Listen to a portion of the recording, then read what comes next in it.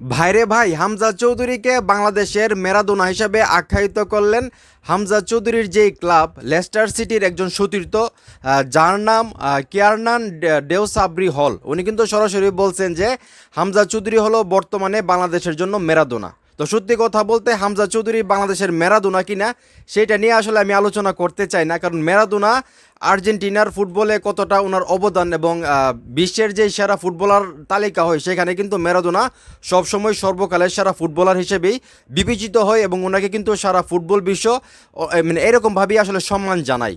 তো হামজা চৌধুরীর কথা যদি বলতে হয় বাংলাদেশের প্রেক্ষাপটে, আমি যতটুকু বিশ্বাস করি হামজা চৌধুরী আসার পর বাংলাদেশের ফুটবলে যেই পরিবর্তনটা এসেছে সেইটা আসলে অবশ্যই স্বীকার করতে হবে। আমরা যদি লাস্ট 3-4 বছর আগের মানে গল্পটা যদি আমরা চিন্তা করি, যেখানে ফুটবলের প্রতি মানুষের এরকম একটা ভালোবাসা ছিল না, এখন যেভাবে ক্রিকেটকে ভালোবাসে মানুষ কিন্তু ফুটবলটাকে সত্যি কথা বলতে ভুলেই গেছিল। কিন্তু হামজা চৌধুরী আসার পর আবারও বাংলাদেশের সাধারণ জনগণ যারা ফুটবলকে ভালোবাসতো বা বর্তমানে যারা ফুটবলকে ভালোবাসে সবাই আবার ফুটবলমুখী হয়েছে। মানে এটা টোটালি হামজা চৌধুরীর কারণে।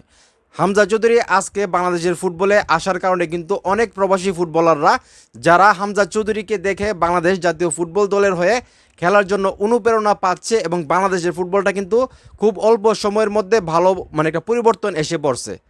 তো আসলে সত্যি কথা বলতে ম্যারাডোনার সঙ্গে আমি হামজা চৌধুরীর কোনো তুলনা করতে চাই না, কিন্তু বাংলাদেশের সর্বকালের সেরা ফুটবলার অবশ্যই হামজা চৌধুরী এবং ওনার হাত ধরেই বাংলাদেশে ফুটবলটা পরিবর্তন এসেছে এবং আমরা ওনার হাত ধরেই বাংলাদেশে একদিন বিশ্বকাপে যাবে সেই স্বপ্নটা ইনশাল্লাহ দেখতেছি।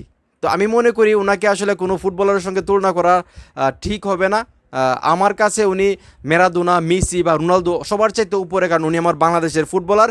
আমার বিশ্বাস উনি বাংলাদেশের সর্বকালের সেরা ফুটবলার হয়ে সবসময় থাকবে এবং ওনার হাত ধরে বাংলাদেশের ফুটবলটা আরও পরিবর্তন আসবে। তো এখন এই মুহূর্তে যারা আমার এই ভিডিও দেখতেছেন, আপনারাও কি আসলে বাংলাদেশের নতুন পোস্টার বয় হামজা চৌধুরীকে ম্যারাডোনা হিসেবে মানে ডাকবেন কিনা?